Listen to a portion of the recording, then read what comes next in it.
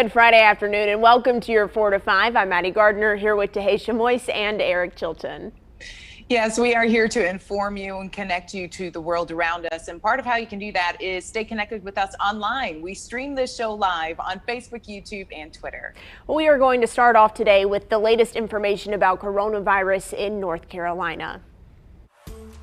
Yes, that's right, because there have been some big changes to high school sports, and that's happening soon. High school athletes are going to have to wear masks at all times starting next weekend. That even includes during games. WFMY News 2's Amanda Ferguson talks to one coach about the change.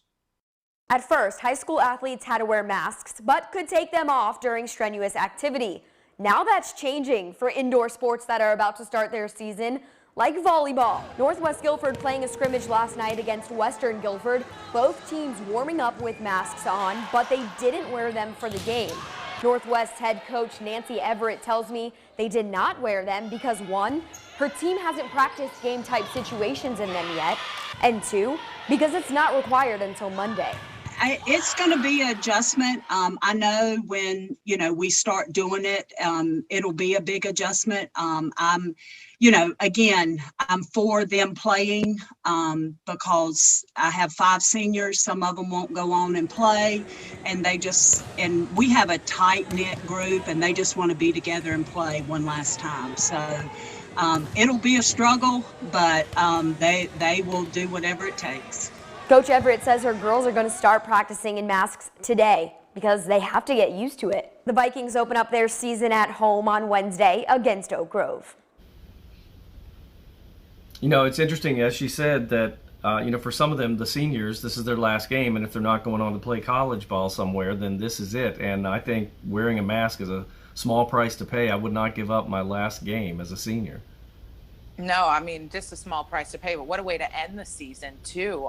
It's kind of just a hallmark of 2020. You think it's going one way, something gets changed there right towards the end, but yes, they are still getting to play, so that's good news. Yes, and they're getting to play because they are now being asked to wear masks. Tage and I were talking about this morning. When I work out, I wear a mask, and it does make it more difficult, and the governor's order says that you can remove a mask if you're participating in a strenuous activity. That's what the executive order says, but the High School Athletic Association chose to require athletes to wear masks now.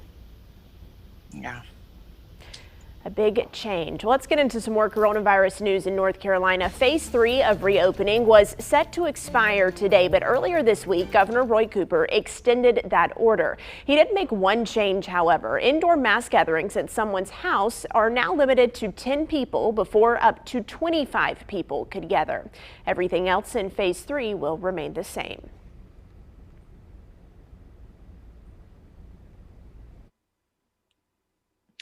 And right now we are awaiting to hear from President Donald Trump, who is expected to talk about COVID-19 very soon at the White House. Before his address starts, though, we are going to get into some numbers here. And when it does kick off, we'll, of course, bring that to you live. We did see a drop in our daily COVID-19 cases here in North Carolina, in the Triad, I should say, but across North Carolina, still pretty high. There were just under 1,800 new cases today, and our daily percent positive is at 8%, which is much higher than the 5% the state wants to see. Currently, there are over 1,400 people in the hospital with the virus, and sadly, more than 4,700 people have died in North Carolina. And nationally, the daily number of new COVID-19 cases has now passed the 150,000 mark for the very first time. In the last month, the number of people hospitalized with the virus in the U.S. has nearly doubled. California is now the second state to receive more than 1 million, to record more than 1 million coronavirus cases. And Utah, all of the state's staffed ICU beds are now full, and there are just 9 ICU beds left in the entire state of North Dakota.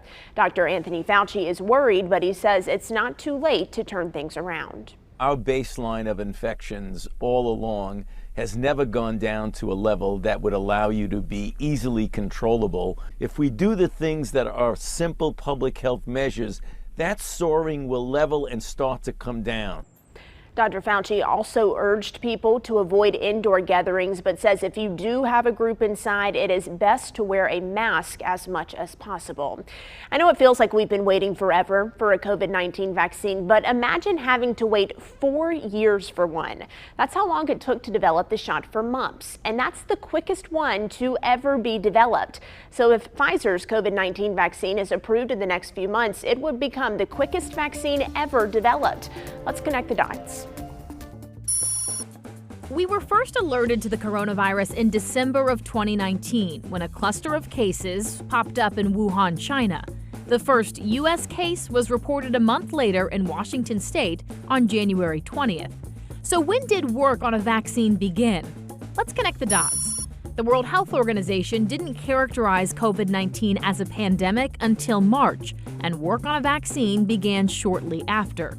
Fast forward 9 months, Pfizer announces its vaccine is 90% effective and could get to healthcare workers in December.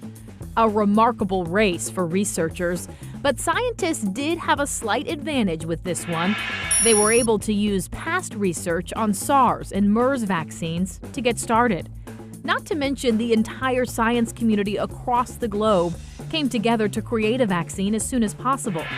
Early predictions said it would take 12 to 18 months, and if Pfizer's and others in the pipeline stay on track, the COVID-19 vaccine will become the fastest created in history. That is good news, and it does seem like we will have a vaccine soon. Most experts believe that everyone in the United States who wants a vaccine will be able to get one by April. Yeah, and we mentioned earlier this week, how is it possible for it to be this fast? And when Dr. Uhl with Wake Forest Baptist Health was speaking yesterday, he said, we just have more technology. Things are just more advanced now, and there's more resources being put into it. The federal government with Operation Warp Speed, millions of dollars were put into different vaccines. In fact, President Donald Trump, when he does come on the air and give his broadcast from the White House, that is one thing he's going to talk about is Operation Warp Speed and where we are in that process. So the good news is, we don't have to wait 4 years like the mumps. Well, we sure hope we don't. And of course, we'll bring you the president's address as soon as he steps to the podium. All right, let's get to your 4 to 5 roundup right now. Let's start with Costco because there are some changes that you need to know about if you shop there. Costco is changing its facial covering policy. Starting on Monday, the store will require all members, guests, and employees to wear a face mask or face shield at all locations. Only children under 2 years old are exempt from the policy change. Costco originally said those with a medical condition were exempt as well, but that is no longer the case. The Costco website says members who are unable to wear a mask or face covering, delivery options are available online for them. The coronavirus pandemic has been relentless on lives and livelihoods, and now it's impacting the near future of some students. A new study shows a gradual decline in undergraduate enrollment, especially for first-year students.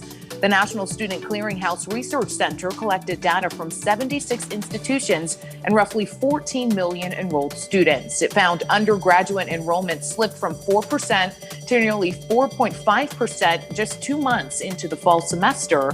Community colleges have seen the steepest decline. United Airlines is trying to lure flyers back to the skies. The air carrier says it is boosting its sanitation methods using Clorox electrostatic sprayers in nearly 3 dozen of its terminals. The portable sanitation stations will disinfect high traffic areas like ticketing counters, boarding gate areas, and employee spaces. Each sprayer uses an EPA-approved solution that kills the coronavirus. AAA's newly released Thanksgiving travel forecast expects up to 50 million people will travel this Thanksgiving, but that's actually down at least 10% from last year. 95% will drive as people opt for last-minute trips and stay closer to home. AAA believes those flying will drop nearly 48%, but airlines are gearing up for their busiest stretch since the start of the pandemic. CBS News has learned that TSA expects to screen more than 6 million people in the days ahead. Health experts say it is more important than ever to get a flu shot this year with the ongoing COVID-19 pandemic. And that's why Cone Health is offering free flu shots to anyone who is uninsured. You'll have the next 2 Saturdays to get one of those flu shots. Tomorrow you can stop by the Greensboro Coliseum from 9 until 1. And then next Saturday you can get a shot for free at One Step Farther. That's just off Eugene Court in Greensboro. Head over there between 9:30 until noon. Well, we're looking at temperatures across the area that aren't too bad. It's 68 degrees right now. We'll probably top out in that upper 60 to right at 70 probably today. 72, it looks like that'll be the forecast. It helps if you mute your phone, doesn't it, when you're live on television? 72 in Charlotte. Yeah, I've only been doing this about 6 months.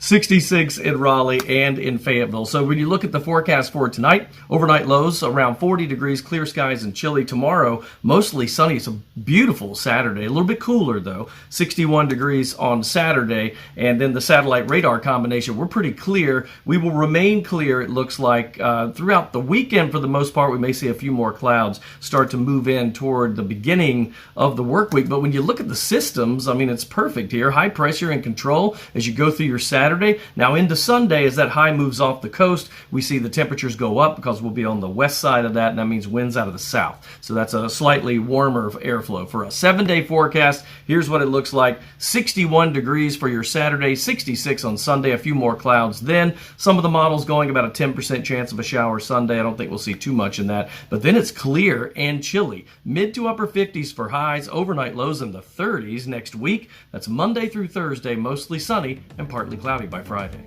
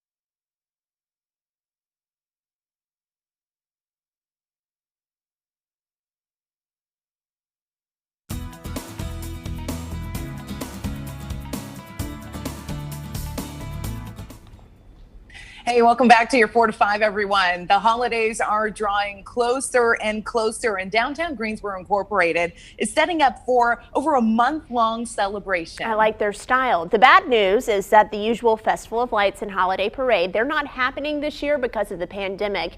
But Zach Matheny, the president of Downtown Greensboro Incorporated, says they'll have plenty of new activities for us to check out. We've got new experiences, which we're tremendously excited about, that are outdoors. That includes Tinseltown and the Contour brands, affectionately the Wrangler building. which is going to have 50 trees that folks can buy, or corporations as well, can buy. And we want them decorated in a cool holiday spirit. Matheny also added, despite all the changes the pandemic forced them to make, that wasn't going to stop them from celebrating the holiday season. You know, this is a product of the pandemic. We knew that we were unable to host the Festival of Lights and the holiday parade as we have done in many years prior. And so instead of just giving up, we know that it's important, in particular this year in 2020, let's end it with a smile on our faces, because we hadn't had a whole lot to smile about this year. Well, Christmas makes everyone smile in the holidays, so I'm glad that downtown Greensboro is implementing some new events that we can enjoy. Yeah, and here's the thing, right? There's a lot. He only mentioned a few of them. You have to go to their website to see all of them. But they need volunteers to put this all together. So if you want to volunteer, you can also head over to DGI's website and spread holiday cheer that way. Love it. Yeah, you took the words out of my mouth, because it's a long list of things. It's not just a 2 or 3 this year. So you definitely need to check that out, because the list goes on through the entire month. And some of it is really unique and really fun. All right, so I don't know if you guys are watching on Facebook, but you're missing out on a lot during the breaks, because we stay live throughout the commercial breaks. And Eric Chilton has had a very special guest, your wife, Leslie. Where did she go? I want her back. Get her a microphone.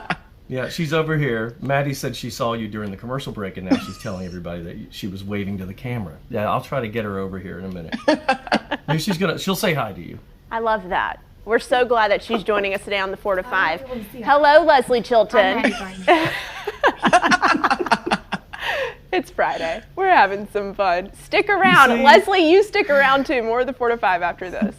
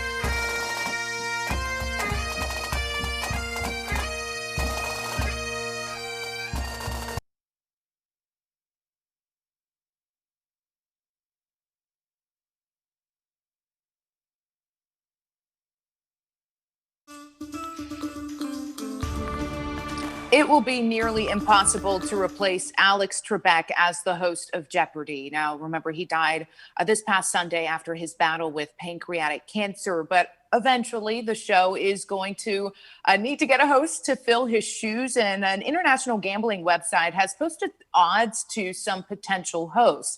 Among them include former show champion Ken Jennings, ABC News chief anchor George Stephanopoulos, and astrophysicist Neil deGrasse Tyson. Jennings currently leads as the favorite for the job after the contestant went on a 74-game winning streak and earned, I should say, over $2.5 million. Now, one of the most surprising names on the list is President Donald Trump. But as of yesterday, the president has the worst odds to become host, according to all of the people on their list. Now, those include actor Neil Patrick Harris, The Price is Right host Drew Carey, and former contestant James Holzhauer. For me, I just feel like either James or Ken Jennings would be my guess. Just the most winning, right, on that show to take the spot. Yes, and it's got to be a tough job. I have watched many interviews with Alex Trebek over the years, and he says, you know, he doesn't always know the answers to the questions, but you have to be on it, you have to be quick, and you have to have at least some knowledge about the categories, right, to facilitate the show. Well, I know one person who would love to host a game show, and that is Eric Chilton. So let's check in with him now. Now, that one's probably too serious for me, but I will tell you, well, it would be a different show if I hosted it and we get canceled. That's what would happen. I need to do something more lighthearted and fun. But I respect those guys because he's got to be right on top of that game. I could see Ken Jennings doing that for sure. All right, let's talk about a forecast, shall we? As we look at, the planning forecast for tomorrow looks pretty good. Now, we'll start out cool. So that's your overnight low tonight, around 40. We'll get into the 30s next week, so enjoy it while you can. 59 by midday, 61 for the daytime high. Today we were closer to that 70-degree mark, so it'll be a good bit cooler tomorrow than today. Satellite and radar combination were clear for the most part, clearing skies overnight. It's a big ridge of high pressure that remains in control, not only to the rest of the day today and tonight, but tomorrow as well. Sunday, we may see some clouds move in. You notice on the left side of the screen there, you see a little bit of cloud cover start to slip in for Sunday. It's kind of a broken front, so we don't expect a lot of rain with that. But just know that temperatures go to 66 Sunday next week, mid to upper 50s, and plenty of sunshine for the majority of the week.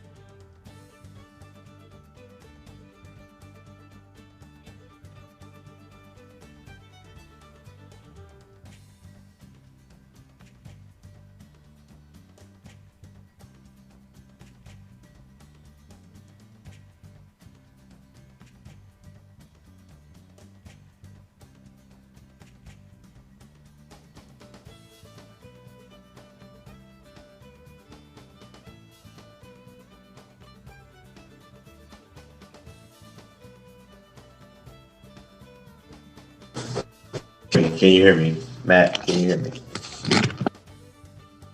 Mic check, 1, 2, 3, 4, 5, 6, 7, 8, 9.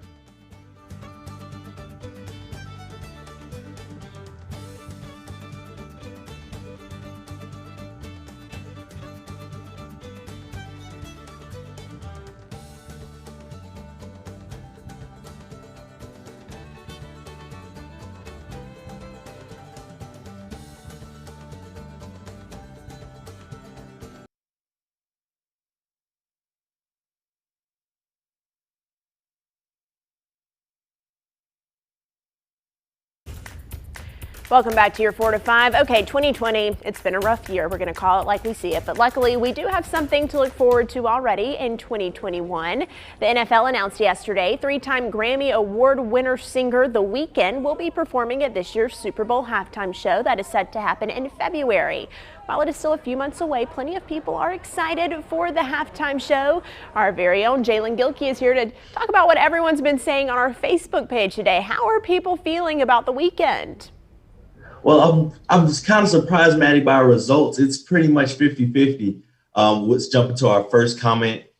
And they say, would be better off just getting a good high school band or college marching band to put on the show. And then next, our comment comes from Stephanie. She says, I love The Weeknd. He sounds great. This is a great accomplishment for him. And I completely agree. Because once you perform at the Super Bowl, that's life-changing. Next, we have a comment from Zane. He says he has no clue who they are. And just a hint for you, Zane, it's him. It's just a one person. And Nadia. We interrupt now with breaking news where President Donald Trump is speaking from the White House Rose Garden. Let's listen in. In the past 9 months, my administration has initiated the single greatest mobilization in U.S. history, pioneering, developing, and manufacturing therapies and vaccines in record time, numbers like nobody's seen before. No medical breakthrough of this scope and magnitude has ever been achieved this rapidly, this quickly, and we're very proud of it, and I had tremendous help from the military, generals, admirals, and many of the great people at the White House.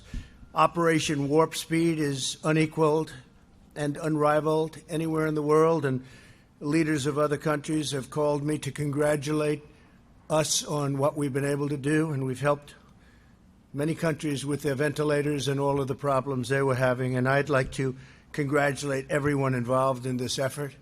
It's been an incredible effort. As a result of Operation Warp Speed, Pfizer announced on Monday that its China virus vaccine is more than 90% effective. This far exceeds any and all expectations. Nobody thought they'd get to that level. And we have others coming which we think will be at equal level, maybe more if that's possible.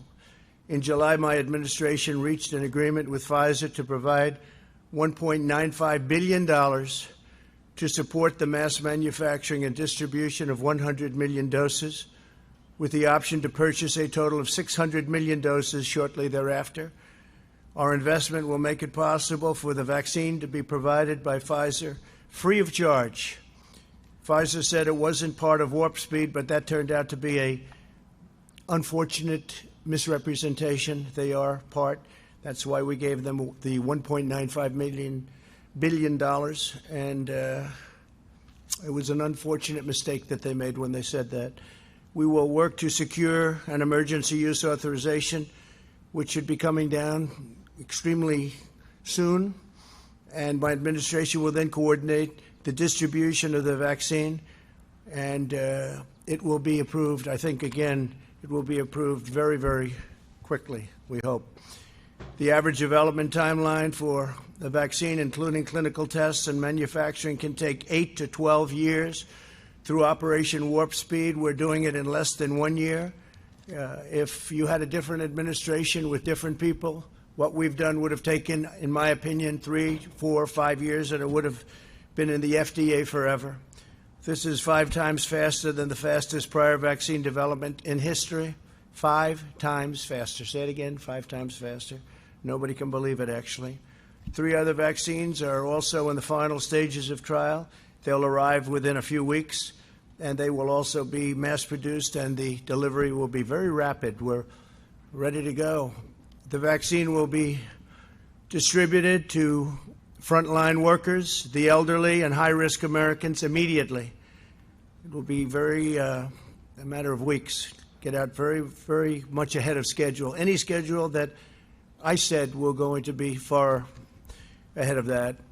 We know that this virus primarily targets older populations and those with underlying health conditions, while over 99.98% of those under the age of 50 make a full and quick recovery. By giving the vaccine to high-risk individuals right away, we will dramatically reduce hospitalizations and deaths. Case levels are high, but a lot of the case levels are high because of the fact that we have the best testing program anywhere in the world. We've developed the most and the best tests, and we test far more than any other country, so it shows, obviously, more cases.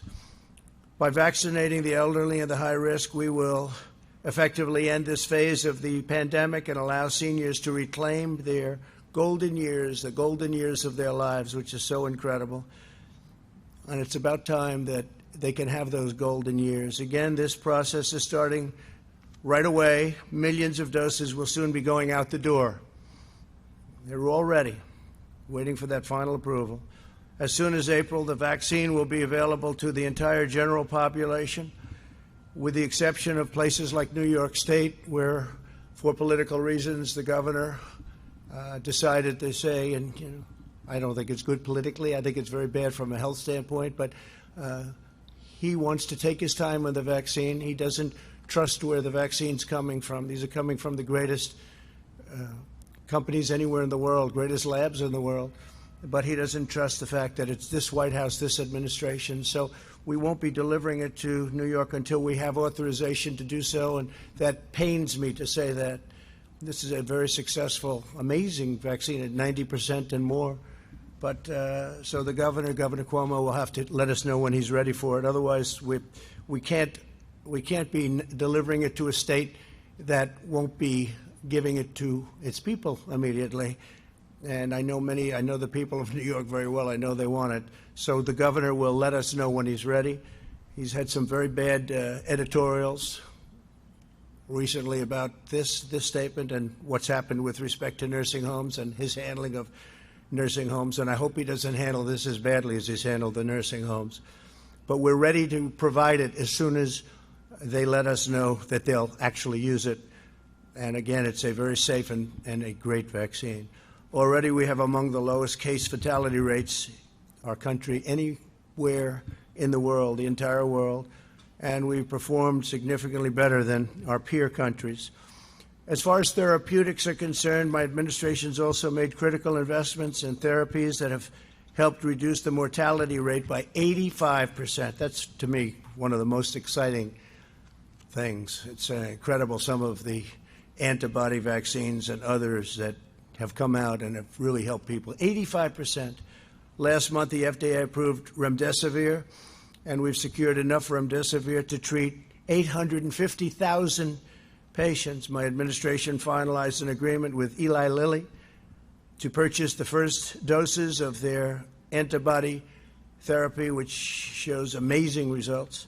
This treatment will be available completely free of cost to patients. 5,000 units have already been shipped, and many more are going out the door as we speak. We've also reached an agreement with AstraZeneca for the large-scale manufacturing of their antibody treatment, which is excellent. We expect to issue emergency use authorizations for a number of additional treatments in the near future. Tremendous promise, but remember the 85% number. That's an incredible number, but we have some tremendously promising drugs online and ready to come out. We have ensured that our frontline workers have all the tools they need. My administration's invoked the Defense Production Act and related authorities over 100 times and have made a historic investment into our industrial base. All states that requested PPE from the federal government have received the PPE almost immediately upon request.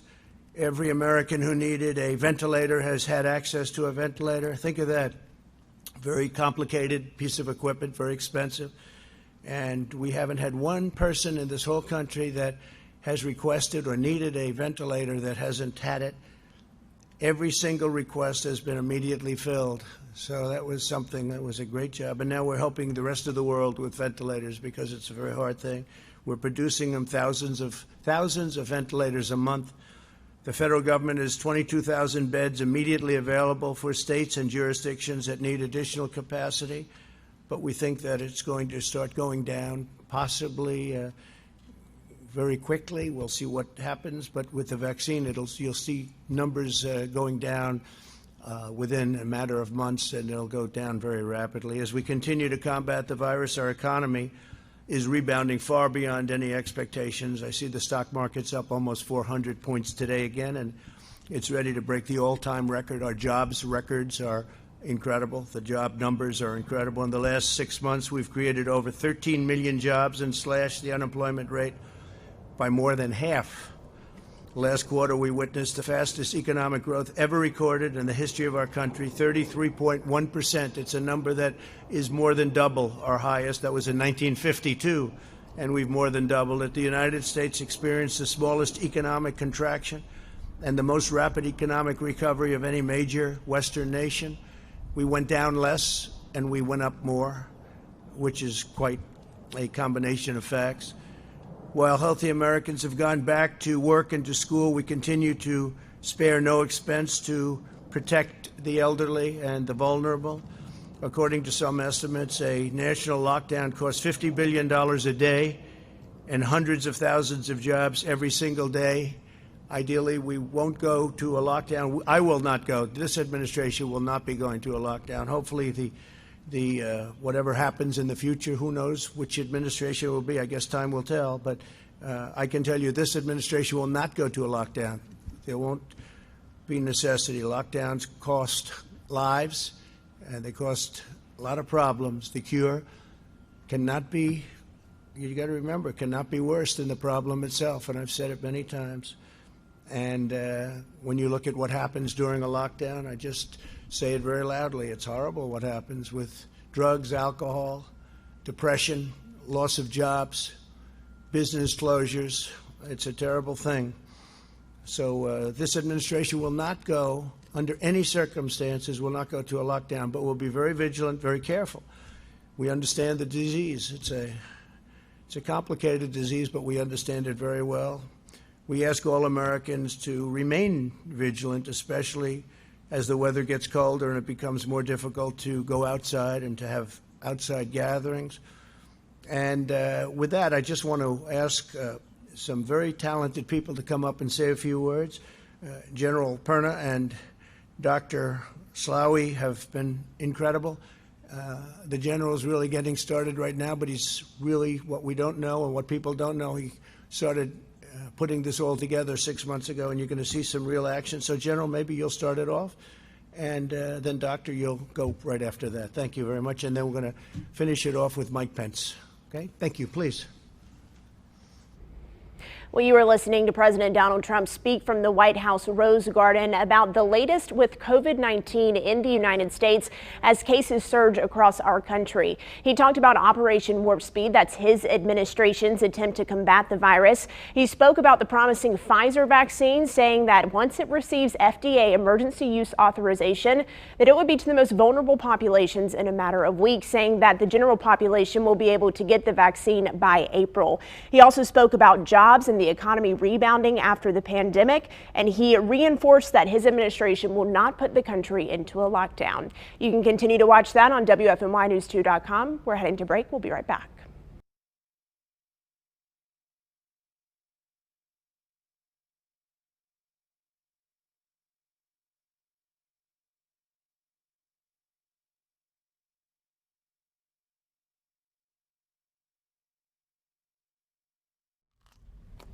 Hey, what's happening? Ice cold milk and an Oreo cookie, let me know.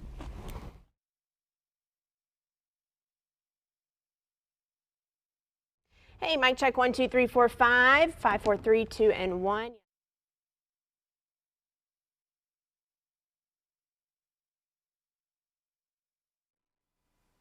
Hello, mic check 1, 2, 3, 4, 5, 6, 7, 8, 9, 10. Mic. Hey there, check, check. Hope we still have a mic. A signal. 1, 2, 3.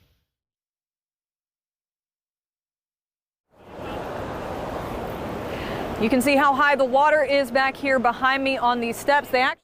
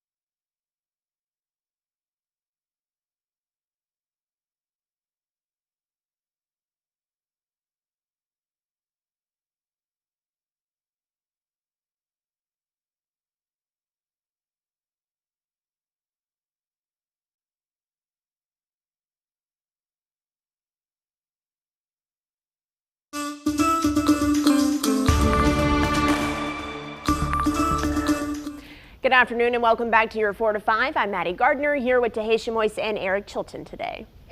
Yes, we are here to inform you, make you feel connected, and let you into our world. Be sure to stay connected with us by using the hashtag 4 to 5 when you post on social media. Absolutely. You can also watch our show live on Facebook, YouTube, and Twitter. Well, let's start by getting you caught up as parts of the Triad continue to recover from all of the rain yesterday. Several rivers are still rising after storms move through the area. The Yadkin River is now in major flood stage and is still rising. WFMY News 2's Grace Holland joins us live with a look at the conditions there. You can see how high the water is on this staircase that I'm standing on. The staircase actually goes a little bit further down, but of course it is covered by water, and you can get another sense here of how high up the water is on these trees and how it's rushing around it. But I want to show you a sense of the scale. If we pan out here, this is the Yadkin River right now. You can see how fast the water is rushing underneath that bridge there. We're actually along the Davidson-Rowan County lines right now, and there are several roads flooded along the river that are closed due to flooding. Now, I spoke to Davidson County Emergency Management this afternoon. They were out surveying areas along the river and along creeks feeding into the river. There's a lot of area residents that are coming down to this park. We're at Yadkin River Park to check things out and see how high the water is. Folks tell me this is some of the highest water that they've seen along here, and it is over 30 feet right now, and we are expecting it to crest in the next few hours. All right, Grace, thank you. We'll take a look at this. This is what Forsyth County looked like just about 24 hours ago. Rain, flash flooding, road closures. And because of all of that, a Triad holiday tradition is pushing back their opening date. Tonight was supposed to be the opening night for Tanglewood's Festival of Lights. Now they won't kick off the season until Monday. Brandy Chappell says the rain caused too much damage to displays and roads for them to open. Tanglewood is on the Yadkin River, and so we had extreme flooding over the last couple of days, and we thought the water would recede overnight, but it didn't. Well, at first the plan was to reroute cars through the park to avoid those displays that were damaged by the rain, but now several roads are flooded and it just became impossible to open. Chappell says opening weekend is usually huge for the Festival of Lights, and postponing it was a difficult decision to make. We were pretty disappointed just because we wanted to have this open for the community and to get everyone into the holiday spirit. So we didn't take it lightly, but we're a little disappointed for it, but we're hoping for a good amount of people on Monday to come out and still bring that holiday spirit that we were anticipating tonight. Tanglewood's Festival of Lights will open Monday at 6 p.m. They are still going to honor the discount night on Monday, and they recommend coming during the week to avoid a crowd, or if you decide to go on the weekend, just be prepared to wait a couple of hours to get inside the park. Tahisha, also, we were talking about it, and this is one of the only things that people can really do during the pandemic because they stay in their individual cars, so it was disappointing, but you saw those images there. There's no way that you can bring cars through those roads. No, I mean, and you know, we say it here all the time, turn around, don't drown. So when you see a lot of water on the roadway, it's just clearly not safe. Of course, this wasn't the way that we wanted things to go. I feel like I've been saying that a lot this year. But the good news is eventually the water will recede and you will be able to go through Tanglewood and see all the lights. Just have to wait a little bit, and you know what? It'll be a little sweeter then. Absolutely. Good things come to those who wait, right? Exactly. Exactly. And speaking of waiting for things and being a little disappointed that you can't do things, we might be missing out on the Central Carolina Fair this year because of the pandemic, but that doesn't mean you have to miss out on fair food. Now, happening at the Greensboro Coliseum complex, you can go there and go through a fair drive-through food fest this weekend. Again, you may have to wait in line to do that. John Peterson, one of the concession owners, says this has been the best solution to still have the fair fun we were all used to, even during the pandemic. Well, it's one of the ways we find that we can work. We've done a few of them around North Carolina, and most of the fairs, this is their answer to COVID. It's deemed safe by most of the government officials, and everybody feels like it's safe, so they come out for it. And it's a way for us to go to work. We've had a tough year this year. The drive-thru will be open this weekend from 11 a.m. to 9 p.m. All right, we look at sky conditions right now, and you've noticed, especially after the morning hours, we cleared up pretty quickly. Just it ends up being a beautiful day. Still watching the rivers, obviously. There's that delay from the time you get heavy rains like we've had over the last couple of days to when you see the peak stages of the rivers as far as flooding goes. So be advised of that. But otherwise, from here moving forward, we're in good shape. All clear skies. You can see the satellite and radar combo showing that. High pressure in control not only tonight, but tomorrow. It'll clear things out. We'll drop down to about 40 degrees tonight. Tomorrow, a good bit cooler than today. Today we were right around that 70 degree mark, give or take a couple degrees, and looks like we're going to be in the low 60s for tomorrow, only about 61 degrees. Here's your extended outlook. Bump it up a little bit on Sunday with the addition of a few clouds there. Very slight rain chance, but I didn't put it in there, technically less than a 20%. And we'll be in the mid to upper 50s and sunshine for highs. That's Monday, Tuesday, Wednesday, Thursday, and Friday with just a couple of clouds on Friday. All right, here's the question. Road construction, love it, hate it?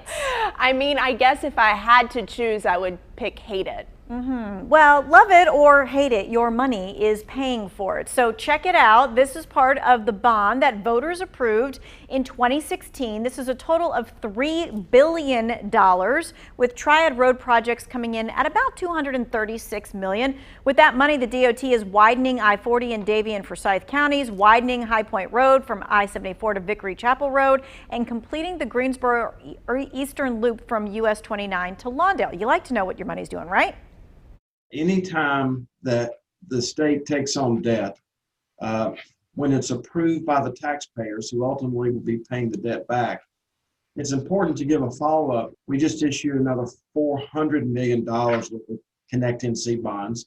The voters approved these over 4 years ago, and the bonds that we just sold, 124 million of that is going for Triad projects in the University Community College and the parks. All right, so the bonds that the state treasurer was just mentioning right here, University, State Parks, National Guard, 124.8 million bucks, right? Well, we want you to know that we're looking into that 78 million for universities, the 6.3 million for state parks, the 40 million for National Guard. We're going to break it down to which schools and which parks got the money coming up at 6 o'clock. Today on this Payday Friday, that's right, we're answering your work-related questions. We have an employment lawyer and a lawyer who handles workers' comp cases. You can get your questions answered tonight. Text your questions to 336-379-5775. The Creative Corridors Coalition is celebrating the opening of a few new bridges in Winston-Salem. Today, the Green Street and Strollway pedestrian bridges finally open to the public. Oh, I like to look at those pictures we have going on there. This is a massive project, and it helps connect the West Salem neighborhood and the Strollway Greenway to all of downtown Winston-Salem.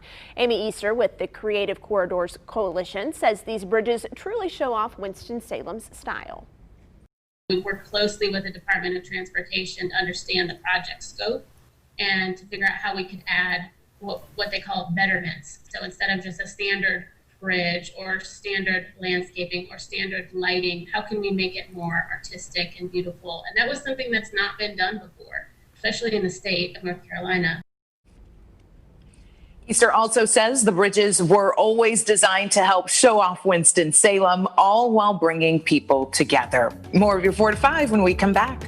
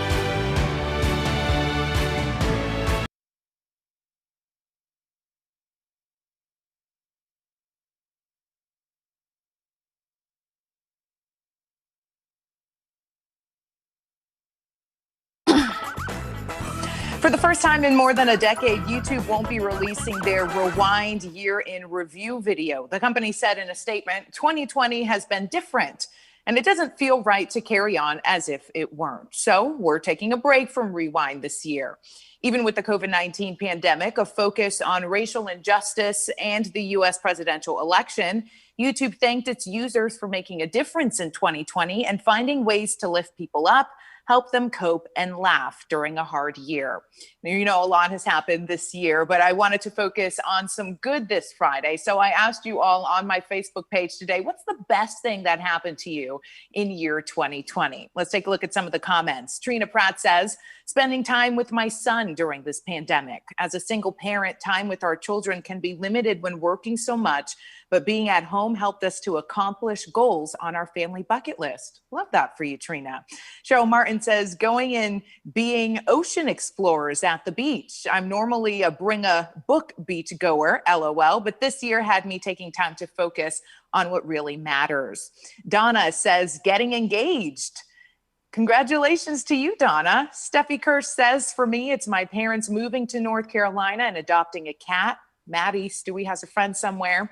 Rashonda Smith says, my good news for this year is being approved for housing. And Angel Hernandez says, my son was accepted into the GAP program, Guilford Apprenticeship Program this year through GCS, and is now a senior in high school. And there was just too many to include in this short little segment that we have on air. So I'm thankful to all of you guys who have something that really stood out this year. For me, you know, this ring, I can't show it off enough. I'm blind. You know, but that happened really early on in the year, the third day of the year. So since then, there's been a lot that has happened, but again, still grateful for that. My peak of 2020 were my twin nieces being born to my sister and brother-in-law in Austin, Texas, Rory and Penelope.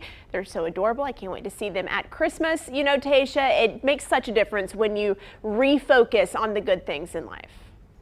Yes, and here's the thing. 2020 isn't over yet, so maybe the best thing hasn't happened, but you still have time. We'll be right back.